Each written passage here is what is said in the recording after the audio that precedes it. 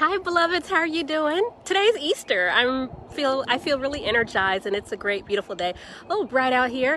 And you know this big kind of bush tree that I stand in front of? I learned that I shouldn't stand too close to it. Like if I stand like not right up on it but a little ahead, that's better, because the bees start to try to pollinate me and not really what I'm trying to do right now. So I'm just gonna keep this good distance here so the bees don't mistake me for something else.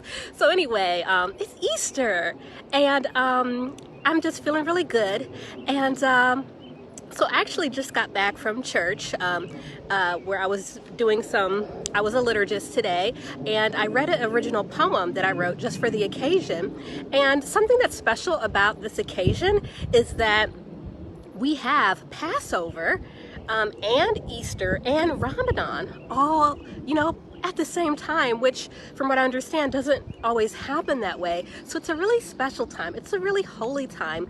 And as I reflect on that, Passover is about the exodus of the Israelites from Egypt when they were enslaved in Egypt. This is a Bible story. And then, there were these plagues that and in the Bible that it says God put on the Pharaoh in order to intimidate him to finally and encourage him to finally let his people go. And the very last it wasn't a plague, but the last kind of thing that God did was he had the angel of death go and kill the firstborn sons of the families, including the Pharaoh's son. But what the people did was, if they put the blood of a lamb over their door, the angel of death literally passed over them and didn't kill their firstborn. That's why that time is called Passover, and I think about that was the final straw that the Pharaoh was like, okay, you guys get out of here. You're not slaves anymore. But why I mention that is because once they got their freedom, it was not all rainbows and unicorns.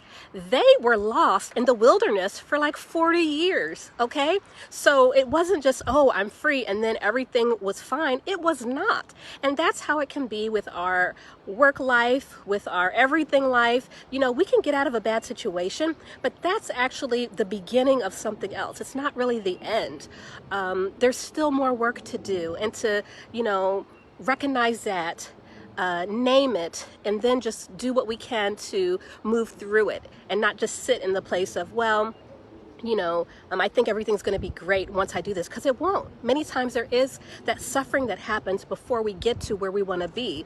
There's the challenge and the obstacle and the drama, and then when we think about Easter, we're talking about Jesus, and he was murdered for being kind to people. He was murdered for wanting to, talk to what some people felt were the untouchables, prostitutes and murderers and disabled people. Jesus was hanging out with everybody, and he wanted everyone to have worth and dignity, and he died for that. He didn't just die, he was murdered brutally for that, okay? Let's not get it twisted. He was murdered. He was a counterculture, young black, person of color, and he was murdered for wanting to do the right thing, even though he knew that his life would be at risk, and he was killed for it.